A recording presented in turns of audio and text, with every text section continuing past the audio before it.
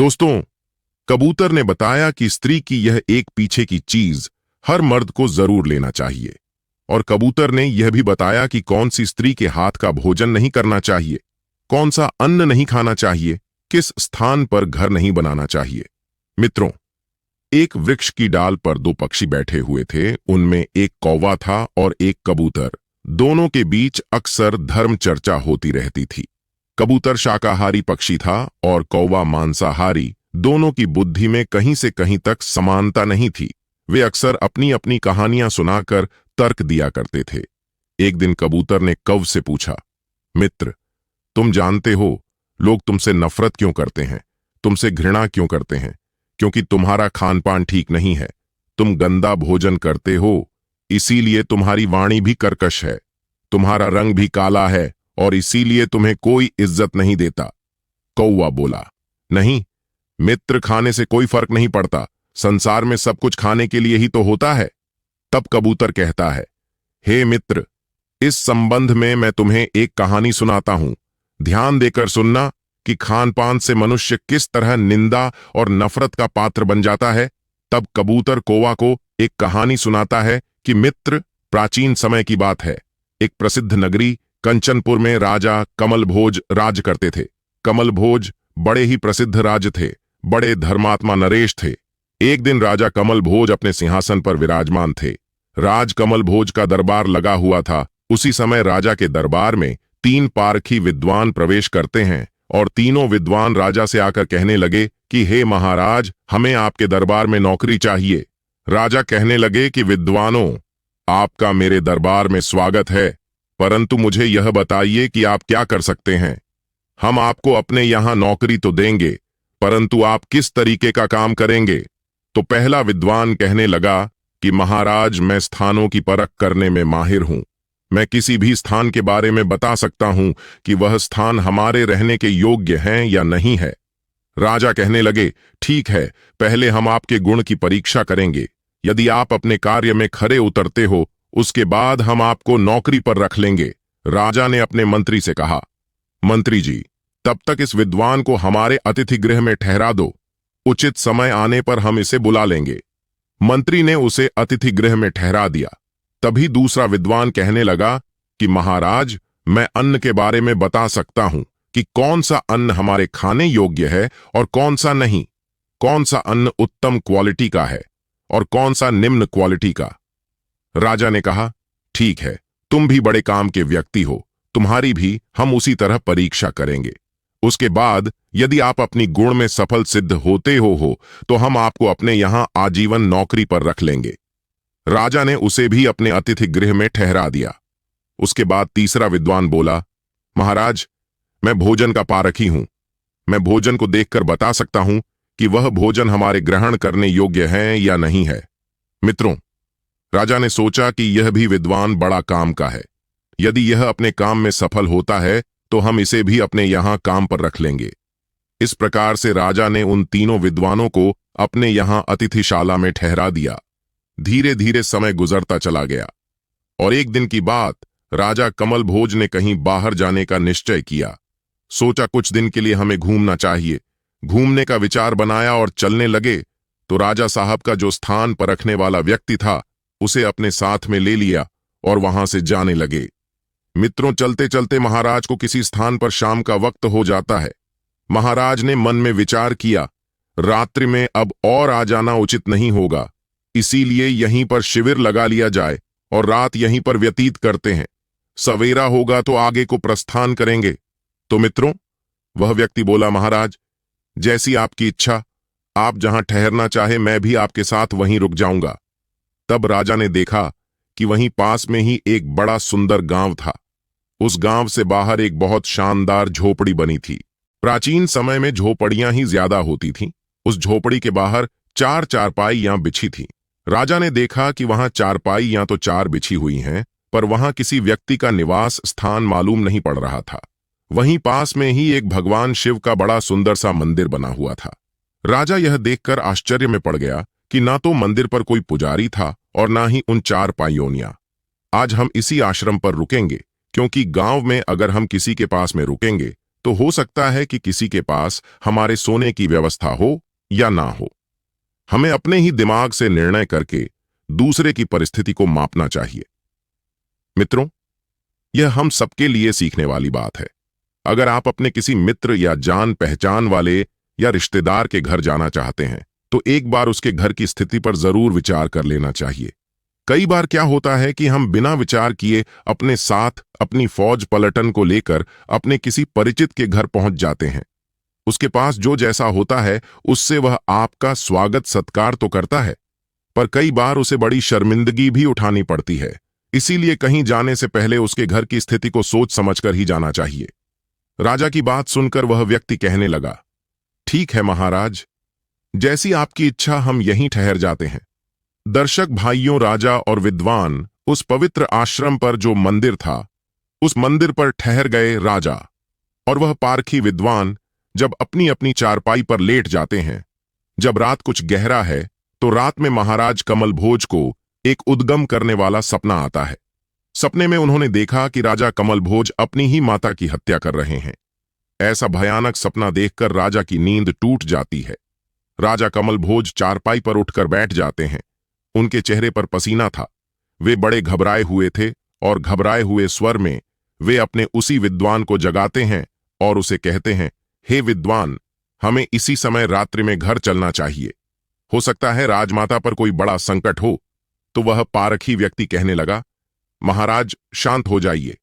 कहने लगा, महाराज, हमें घर चलने की कोई आवश्यकता नहीं है, क्योंकि जो आप सोच रहे हैं नरेश, वह मैं पहले ही जानता हूं। राजा कहने लगे, आप जानते हैं? आप क्या जान? वह पारखी विद्वान बोला, राजन, आप जो कुछ उद्विग्न होने वाला स्वप्न देखा है, वह इस स्थान का प्रभाव है। आपकी माता पर कोई संकट नहीं है। देखने में तो यहां भगवान शिव का मंदिर है, परंतु हे महाराज, इस मंदिर परिसर में रहने वाले पुजारी ने अपनी माता की हत्या कर दी थी। इसलिए आपको उद्विग्न करने वाला ऐसा सपना दिखाई दिया। यह सुनकर राजा को बड़ा आश्चर्य हुआ।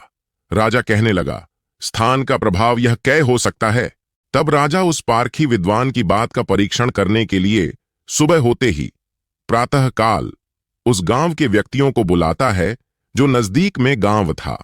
उनसे महाराज कमलभोज कहने लगे कि हे गांव के लोगों, यह इतना पवित्र पावन स्थान है, परंतु यहां हमें कोई भी पुजारी पंडित या कोई आचार्य दिखाई नहीं देता है।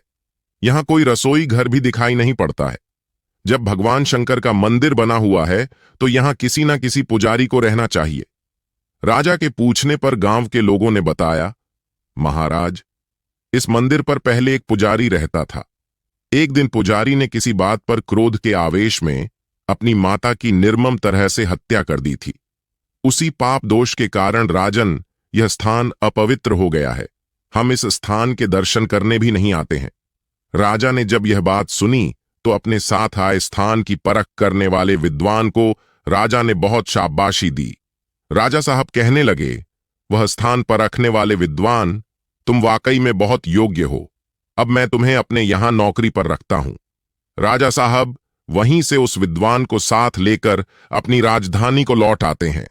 राजा ने घर आकर देखा तो उनकी माता राजमहलों में कुशल पूर्वक थी। मां को देखकर राजा बहुत संतुष्ट हुआ और फिर जाकर अपने राज्य के सिंहासन पर विराजमान होता है। फिर उस स्थान पर रखने वाले विद्वान को बुलाया और भरे दरबार में उसके बारे में राजा साहब कहने लगे कि हे दरबारियों, यहां से जाने के बाद हम किसी स्थान पर ठहरे हुए थे और उस स्थान के बारे में इस विद्वान ने यह बताया कि इस स्थान पर कुछ समय पहले हत्या हुई थी।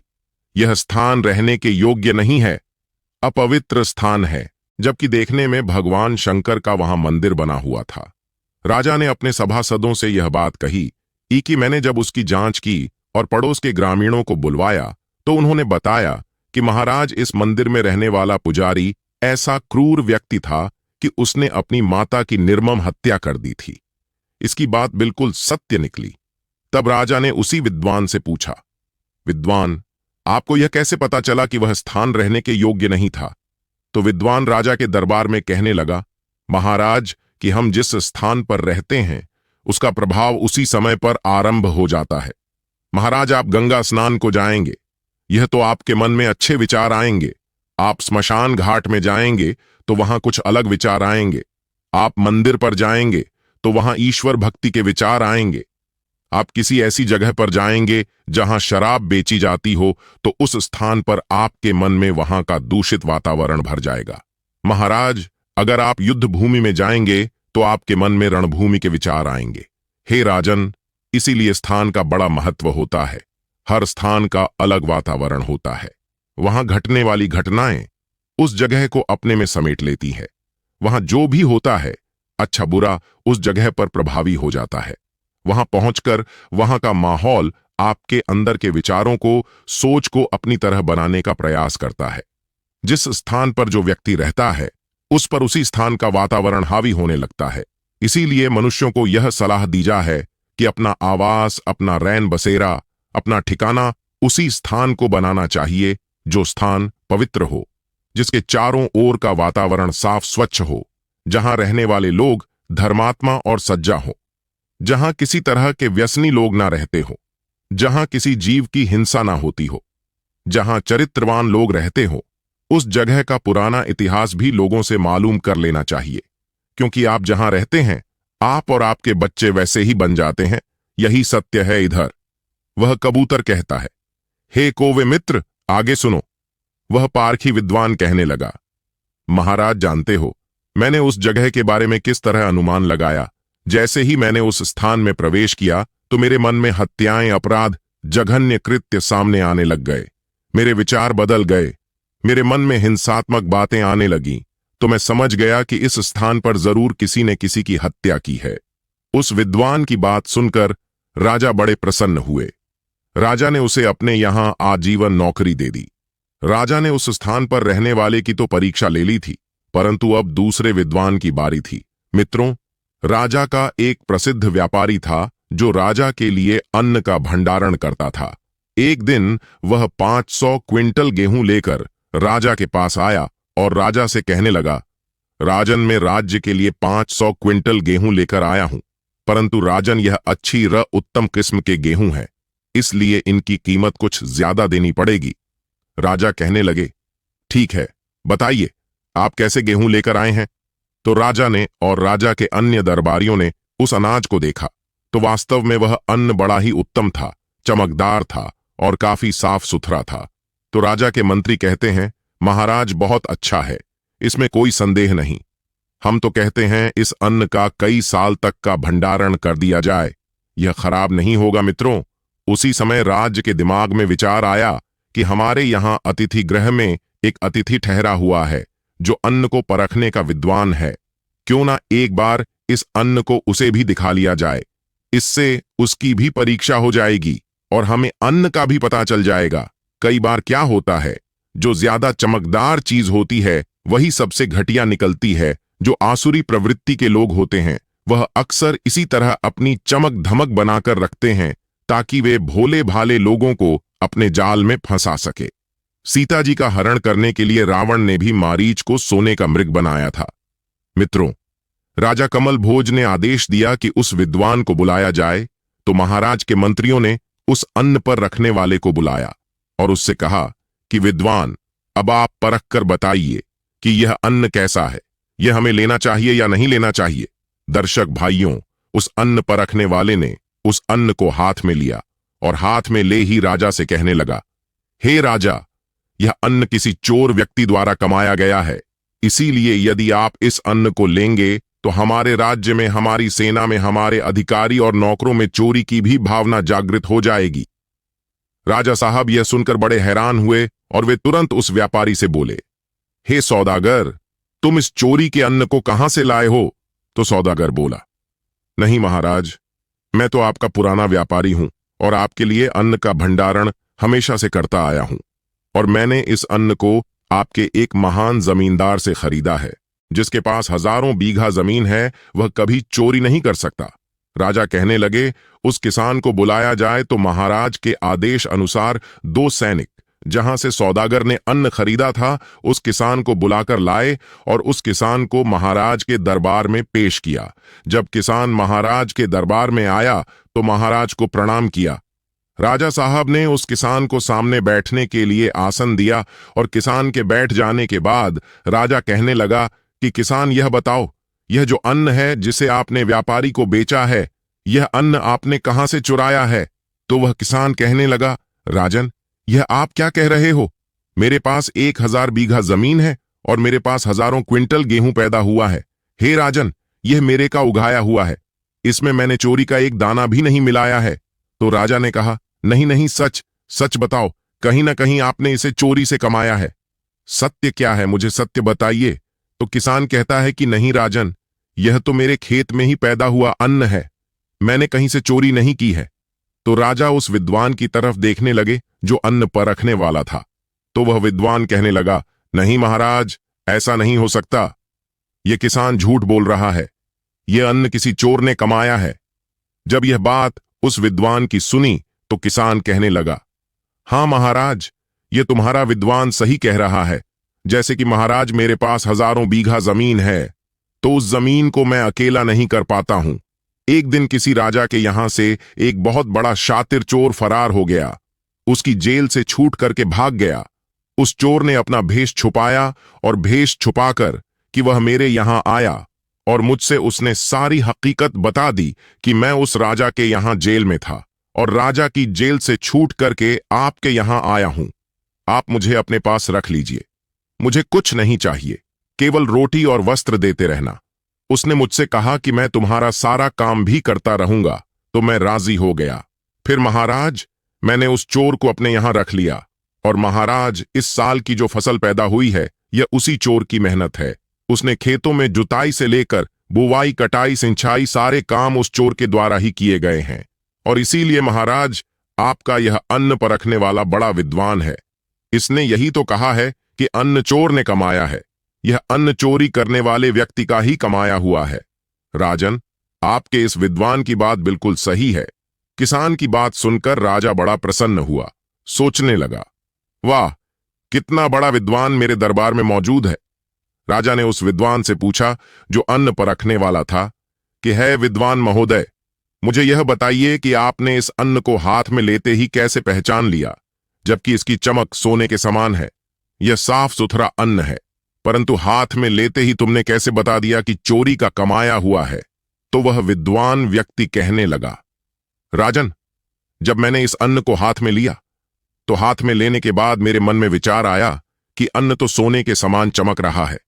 और जब मैंने यह देखा तो मेरा ध्यान महाराज आपके महल पर पड़ा, जो सोने का कलश लगा हुआ है। मेरा ध्यान उस स्वर्ण कलश पर चला गया और मैं देखने लगा कि अन्न और स्वर्ण कलश दोनों देखने में चमक रहे हैं। परंतु हे राजन, उसी समय मेरे मन में विचार आया कि मैं इस राजा की नौकरी क्यों करूं? मैं राजा के स्वर्ण कलश को चोरी करके ले जाता हूं तो मेरी कई पीढ़ियां बैठे बैठे आराम से भोजन कर सकती हैं, जबकि हे राजन, मैंने मेरे जीवन में किसी की चोरी नहीं की है।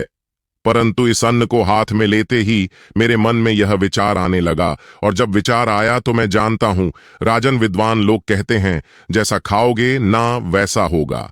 मन अर्थात आप जैसा अन्न ग्रहण करेंगे उसी प्रकार का आपका मन हो जाएगा।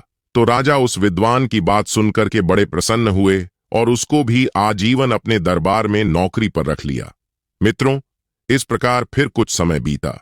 राजा के दरबार में नौकरी के लिए कोई ना कोई आता रहता था। तो एक दिन एक प्रसिद्ध रसोइया भोजन बनाने के लिए महाराज के दरबार में आया और महाराज से कहने लगा, हे राजन, मुझे आपके दरबार में नौकरी चाहिए। तो राजा कहने लगे, बताओ आप क्या कर सकते हैं? तो वह रसोइया भोजन बनाने वाला कहने लगा, महाराज, मैं भोजन बनाने वाला हूं और आपके यहां भोजन बनाने का कार्य कर सकता हूं। महाराज, मैं स्वादिष्ट से स्वादिष्ट, अच्छे से अच्छा भोजन बना सकता हूं। तो राजा कमल भोज मन में विचार करने लगे कि ठीक है, यह भोजन बनाने का काम करता है तो अच्छी बात है, इसे अपने यहां रख लेते हैं। परंतु राजा भोज ने उस भोजन बनाने वाले से कहा कि हे भोजन बनाने वाले, पहले तुम्हें आज परीक्षा देनी होगी, आज का भोजन हम स्वयं छक कर देखेंगे। भोजन बनाने वाला कहने लगा, ठीक है महाराज। मित्रों, अब तो उस रसोइया को राजा ने अपने यहां नौकरी पर रख लिया और उसे कह दिया कि आज का भोजन हम स्वयं खा करके देखेंगे, आप जाइए भोजन बनाइए। तो मित्रों, उस दिन जो रसोइया था, भोजन बनाने वाले ने पूरा कौशल लगाकर भोजन बनाया। पूरे होशो हवास में जितना हो सकता था, जितना अच्छे से अच्छा भोजन बना सकता था, उतना स्वादिष्ट व्यंजन बनाया। और जब भोजन तैयार हो गया तो महाराज कमल भोज को उस रसोइये ने बुलवाया कि महाराज, हमने जो भोजन बनाया है उसे आप देख सकते हैं। कहाँ है कि भोजन है। दर्शक बंधुओं अपने मंत्रियों के साथ और उस भोजन को परखने वाले के साथ राजा अपने रसोई घर में गए। राजा ने जब भोजन को खा करके देखा तो भोजन बड़ा स्वादिष्ट था, बहुत अच्छा भोजन बनाया था। उन मंत्रियों ने भोजन को खाया तो मंत्री कहने लगा कि महाराज, हमने बहुत भोजन बनाने वाले देखे हैं, परंतु ऐसा कुशल भोजन बनाने वाला हमारे राज्य में पहली बार आया है। हे महाराज, इसको अपने यहां नौकरी पर रख लेते हैं। तभी वह जो भोजन परखने वाला विद्वान था, राजा ने उससे कहा कि हे भोजन परखने वाले, आप बताएं, यह भोजन बनाने वाला और यह बना हुआ भोजन कैसा है। उसी समय वह राजा का विद्वान जो भोजन परखने वाला था, महाराज कमल भोज से कहने लगा कि हे राजन, यदि आप इस भोजन बनाने वाले को अपने दरबार में रखोगे तो इसके हाथ का बना हुआ भोजन खाकर हमारे राज्य के अधिकारी कर्मचारी सब लुटेरे हो जाएंगे, उनमें लूटपाट की प्रवृत्ति बढ़ जाएगी। मित्रों, यह बात सुनकर के राजा कहने लगा कि तुम क्या कह रहे हो। उसने कहा, हां महाराज, आप इस रसोइया से पूछिए, यह कोई अवश्य ही लुटेरा है जो भोजन बनाने का काम करता है। यह कोई लुटेरा व्यक्ति है और यह भोजन बनाने के बहाने हमारे यहां से कुछ लूटपाट करना चाहता है।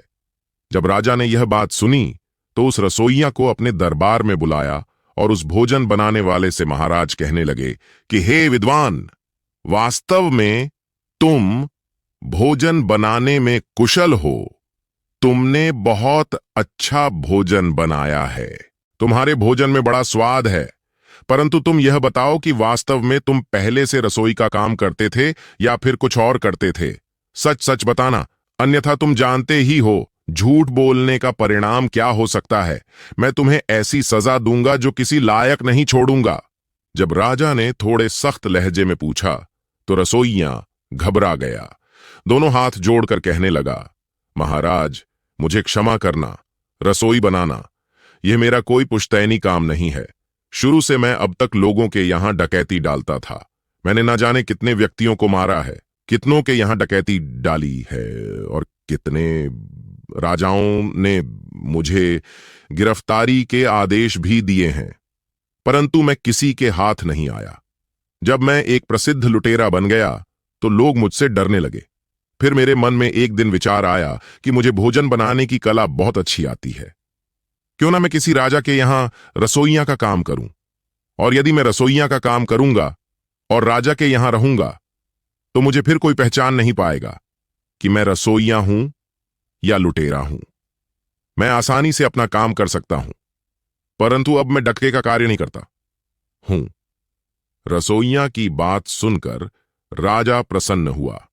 उसे तुरंत सबके सामने उस भोजन पर रखने वाले को सम्मानित किया और आजीवन उसे अपने यहां रख लिया। कहने लगे कि हे भोजन पर रखने वाले, मुझे यह बताओ कि तुमने इतनी कुशलता से कैसे जान लिया कि यह जो व्यक्ति भोजन बनाने वाला है इसका भोजन सही नहीं है। तो वह कहने लगा, हे महाराज, हमारे वेद पुराण, वेद शास्त्रों में भोजन के नियम लिखे हुए हैं। हे राजन, जब मैंने इसका भोजन ग्रहण करने की सोची तो उसी समय मेरे दिमाग में लूटपाट के प्रश्न आने लगे। मैं सोचने लगा कि महाराज के गले में स्वर्ण हार है, मुझे आपका हार दिखाई दे रहा था और मैं सोचने लगा, यदि राजा के गले में से मैं इस हार को छीन लूं तो मेरा जीवन आनंद से कट जाएगा। इसीलिए हे महाराज, यदि रसोइया को आपने रखा तो आपके राज्य का संचालन खराब हो जाएगा, आपके अधिकारी, आपकी सेना के जवान लुटेरे हो जाएंगे। कहते हैं मनुष्य का प्रथम होता है खान पान। यदि उसके अंदर शुद्ध और पवित्र बुद्धि से बनाया हुआ भोजन ही जाता है तो उसकी बुद्धि भी शुद्ध और पवित्र रहती है। दूषित भोजन या दुष्ट बुद्धि से बनाया हुआ भोजन खाने वाले की बुद्धि भी कलुषित कर देता है। सात्विक भोजन सात्विक विचार बनाता है, तामसी भोजन आपके दिमाग में क्रोध भरता है। इसीलिए मनुष्य को अपने खान पान का विशेष ध्यान रखना चाहिए। रसोई में जो नारियां भोजन बनाती हैं उन्हें इस बात का ध्यान रखना चाहिए कि भोजन बनाते समय उनका दिमाग शांत हो, किसी तरह की क्रोध की भावना मन में ना हो, न किसी से ईर्ष्या द्वेष की भावना हो। यदि वह क्रोध युक्त बुद्धि से ईर्ष्या द्वेष की भावना लेकर भन बनाती है, तो खाने वाले के अंदर भी वही क्रोध, वही ईर्ष्या, वही दोष चला जाता है। जब कोई स्त्री क्रोध में भोजन बनाती हो तो उस भोजन को ग्रहण ना करें। चोरी का भाव मन में है, किसी को मारने का भाव मन में है, किसी को लूटने की बात मन में चल रही है, किसी को धोखा देने की बात मन में चल रही है, और उसे उस समय भोजन बनाना पड़ रहा है, तो वह भोजन उसके विचारों से दूषित हो रहा है। खाने वाले पर इसका नकारात्मक प्रभाव पड़ता है। मित्रों, मनुष्य को यह 3 बातें हमेशा याद रखनी चाहिए। नंबर 1, उत्तम स्थान पर रहना चाहिए। आपने देखा है कि जब भी हम कहीं नए मकान का निर्माण करते हैं तो उसमें रहने से पहले हम उसका गृह प्रवेश करते हैं, वेद मंत्रों से उसे पवित्र करते हैं, वहां की नकारात्मक शक्ति को बांध देते हैं, अच्छा विधान करते हैं, तब उस घर में रहते हैं। यदि कोई व्यक्ति अपवित्र स्थान पर रहता है तो उसके घर में गृह क्लेश, बीमारियां बढ़ जाती हैं, और तो और उस घर की बरकत भी रुक जाती है। रोग शोक उसे घेरे रहते हैं, लड़ाई झगड़े बढ़ते चले जाते हैं। इसीलिए सदैव रहने के लिए अच्छे स्थान का चुनाव करना चाहिए। नंबर 2, उत्तम अन्न ग्रहण करना चाहिए। भोजन में वही अन्न शामिल करना चाहिए जो मेहनत और ईमानदारी से कमाया गया हो। अन्न से बुद्धि का निर्माण होता है। अगर दूषित अन्न खाओगे तो बुद्धि भी दूषित हो जाएगी, और जैसी बुद्धि होगी वैसा ही कर्म करोगे। यदि आप लूट का अन्न खाओगे तो आपका दिमाग लूट मचा देगा। अगर आप चोरी का खाओगे तो आपकी बुद्धि चोरी करने में लगेगी। इसलिए वही खाना चाहिए जिसमें ईमानदारी हो और पुरुषार्थ हो। नंबर 3, अगर तुमने भोजन किसी गलत व्यक्ति के द्वारा तैयार किया हुआ खा लिया तो उसके अवगुण आपके अंदर प्रवेश कर जाएंगे। कहते हैं भोजन के भी कई नियम होते हैं। पापी के हाथ का अन्न खाओगे तो पाप आपका कुछ अंश आपके ऊपर भी आ जाएगा। किसी हिंसक व्यक्ति के हाथ का भोजन खाओगे तो आपकी बुद्धि भी हिंसक बन जाएगी। इसलिए भोजन में सावधानी बरतें और अपने जीवन को खुशहाल रखें। मेरे प्रिय दर्शक बंधुओं, आप हमारे वीडियो को एक लाइक अवश्य करें और जीवन उपयोगी कहानियों और जीवन ज्ञान के लिए हमारे चैनल को सब्सक्राइब करें। आपका दिन मंगलमय हो, इसी कामना के साथ आपसे विदा लेते हैं। मिलते हैं नेक्स्ट वीडियो में। आपका बहुत बहुत धन्यवाद।